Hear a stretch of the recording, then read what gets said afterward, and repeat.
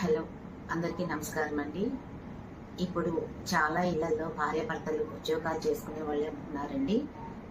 వాళ్ళ పిల్లల్ని చూసుకోవడం కొద్దిగా కష్టమవుతోంది. అటువంటప్పుడు పని వాళ్ళని పెట్టుకుంటున్నారు. లేదంటే పెద్దవాళ్ళు ఉంటే మరీ మంచిది, పెద్దవాళ్ళు చూసుకుంటున్నారు. కానీ కొంతమంది ఏం చేస్తున్నారంటే పెద్దవాళ్ళు వాళ్ళ దగ్గర ఉండే వీలు లేని వాళ్ళు పిల్లల్ని ఏం చేయాలో తెలియక ఒక్కోసారి ఎవరికైనా అప్పగించి వెళ్ళడం, లేదంటే ఏదైనా క్రషుల్లో పెట్టడం, లేదంటే పిల్లల స్కూల్ టైమింగ్స్ అవి చూసుకుని కష్టపడి వాళ్ళని తెచ్చడం, తేవటం, తర్వాత వీళ్ళేమో మార్నింగ్ వెళ్ళిపోయి ఈవినింగ్ కానీ రాకపోవడం, ఇట్లా చాలా చాలా కష్టాలు పడుతుంటారండి. సాధారణంగా తల్లి పిల్లల రిక్వైర్మెంట్స్ అన్నిటికీ కూడా అటెండ్ అవుతుందండి. పిల్లల అవసరాలన్నీ కూడా తల్లే గమనించి వాళ్ళు అడగకుండానే తీరుస్తూ ఉంటుంది.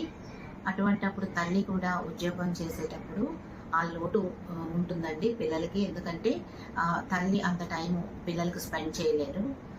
తర్వాత పిల్లలు కూడా అది గ్రహించుకొని పిల్లలు అడ్జస్ట్ అయినా కూడా ఒక్కోసారి తల్లిదండ్రులు ఎక్కువగా ఇమోషనల్గా వాళ్ళు ఫీల్ అయిపోతుంటారండి. ఏంటంటే మేము ఇంట్లో లేము, పిల్లలకు సరిగ్గా చూసుకోలేకపోతున్నాము, సో పిల్లలకి ఏదో లోటు జరిగిపోతుంది, మేము అది పూడ్చాలి అనుకుంటారండి.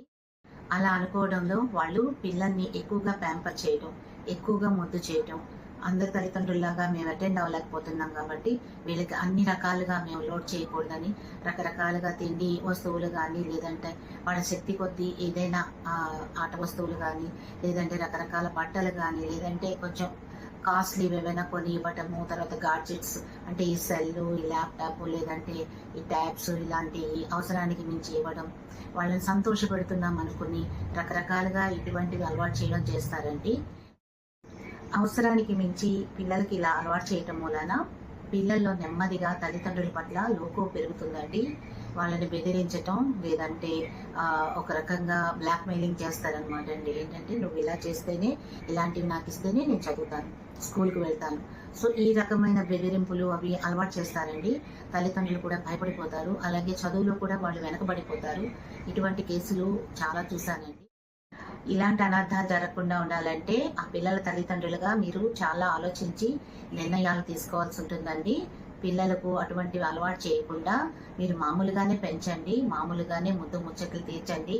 మీకు అవకాశం ఉన్నంత వరకు వాళ్ళతో గడపండి, మంచి చెడు నేర్పించండి.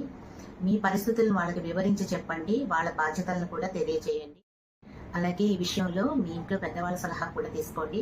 అప్పుడప్పుడు వాళ్ళని రప్పించండి. పిల్లల్ని వాళ్ళు ఎంగేజ్ చేస్తారు, మీకు కూడా కొంత బరువు తగ్గినట్లు అనిపిస్తుంది. ఏదైనా సరే పిల్లల భవిష్యత్తును దృష్టిలో పెట్టుకుని ఆచితూచి మీరు ఆలోచించి పిల్లలతో జాగ్రత్తగా వ్యవహరించండి.